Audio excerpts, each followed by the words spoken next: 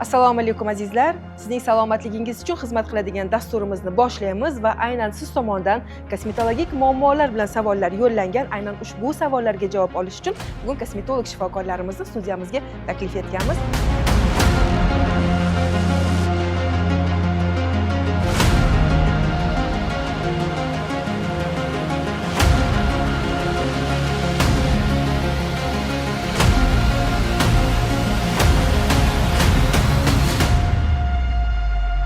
Assalomu alaykum, xush kelibsiz. Bugungi kunda kosmetologik muammolar fasl tanlaydimi o'zi? Kosmetologik muammolar fasl tanlaydi albatta. Bir xil muolajalarimizni kuz paytida qilinadi, bir xillarini yil bo'yi qilsa bo'ladi.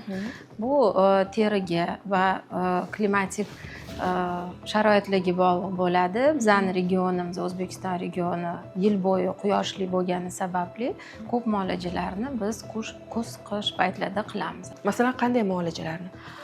Bu apparatlar orqali qilinadigan, masalan, ko'pchilik savol beradi, shlifovka qilish mumkinmi yoz paytida? Yo'q. Teri yuzaki qavatini shikastlab qilinadigan muolajalarimiz bu lazer shlifovkalari yoki bo'lmasa chuqur pilinglarni biz qish paytiga ko'proq olamiz. Bunaqa bemorlarimizni qolgan muolajalarni, masalan, parvarish muolajalari yoki bo'lmasa biorevitalizatsiya deymiz, mezoterapiya, chistka muolajalarini yil bo'yi, hattoki yozda ham qilish mumkin.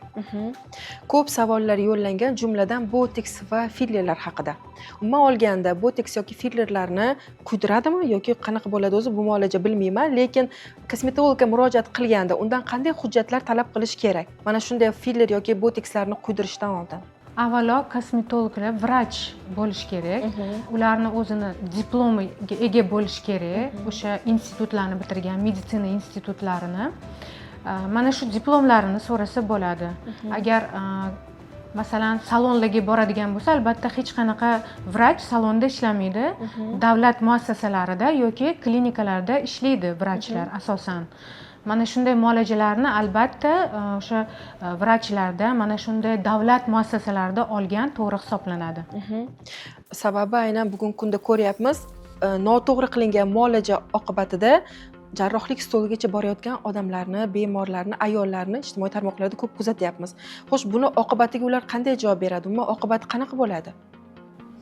Endi hozirgi kunda ko'rib turibmiz, oldingi yillarga qaraganda bu yilgi mana statistika bo'yicha bizda juda ko'p asoratlar bilan murojaatlar bo'lyapti. Mana sudmet ekspertizadan bizga xulosa uchun yuboriladi.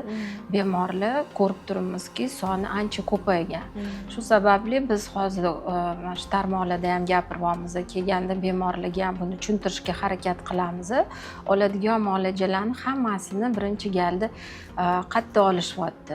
Qanaqa dori vositalaridan foydalanyapti?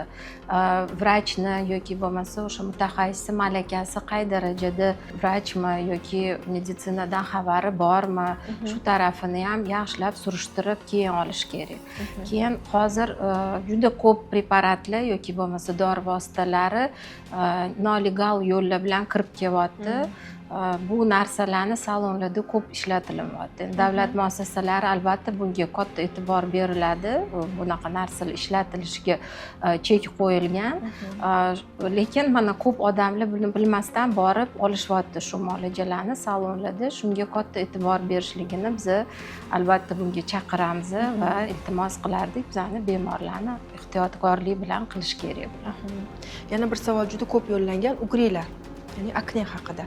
Ozgina to'xtalib o'tsangiz sevara. Akne vulgar husnbuzar kasalligi hisoblanadi. Bu yuz terisida teri bezlarini, teridagi yog' bezlarining giperfunksiyasi bilan namoyon bo'ladigan kasallik, to'laqon dermatologik kasallik hisoblanadi. Uni определенный diagnostikalardan o'tkazgandan keyin o'sha terimizdagi yog' bezlarini faoliyati, buni qanaqadir balog'at paytida o'zgarishlarga duch keladigan gormonal o'zgarishlar bilan bog'lagan holatda, patogenetik omillarini hisobga olgan holatda davolaymiz. Markazimizda bu uchun juda ham hamma sharoitlar, ham diagnostik tarafdan, ham davo muolajalar tarafidan sharoitlar bor. Bizning markazimizda kelgan vulgar husnbuzar kasalligini davolashda doimo ichiga beriladigan dorilar va tashqi davoga ham katta ahamiyatga ega bo'lishi kerak bo'ladi. Chunki vulgar husnbuzar kasalligining eng katta asoratlaridan biri bu chandiqlanish, ugridan qolgan chandiqlar va dog'lar. Shunaqa chandiqlanishlar, dog'lar umirlarimizda, даже sal kattaroq yoshli fuqarolarda ham psixoemotsional bilasizlar noqulaylik olib keladi. Ular ozgina psixoemotsional shat'iy bo'lib qolishadi. O'sha vaqtida murojaat qilmaganligi sababli holati yomonlashib ketadi.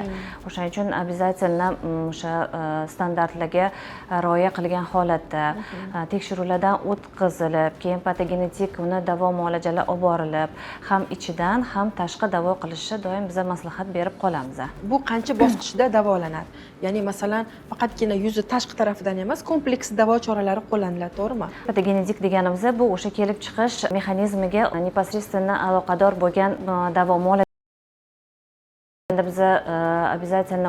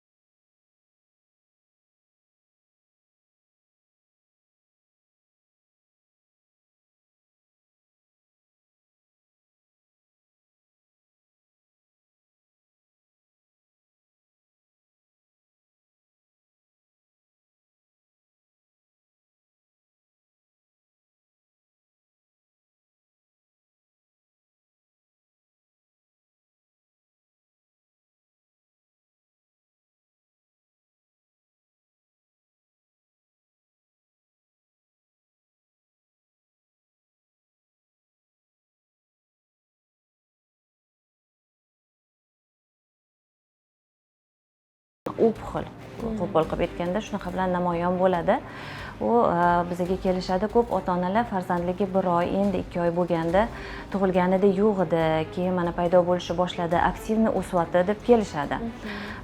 Gemangiomani biza konservativ yo'l bilan davolaymiz. Ya'ni bo'ladi shunaqa holatlari, juda ham katta hajmda bo'lsa yoki жизненно важный organlar, mana например yuzda, burun sohasida yoki ko'z oldida bo'ladigan bo'lsa, aktiv o'sayotgan bo'lsa, обязательно oldin konservativ davo muolajalar o'tkazamiz. Ya'ni bu tabletka, mazlar bilan birga davolaymiz. Shu bilan birga bo'ladi gemangiomani shunaqa holatlari bizada maxsus lazer apparatlari bor. Juda ham qulay, ham ota-onalar, ham farzandlar uchun, bolajonlar uchun og'riqsiz 1 oyda 1 marta kelishadi, lazer muolajalar olinadi.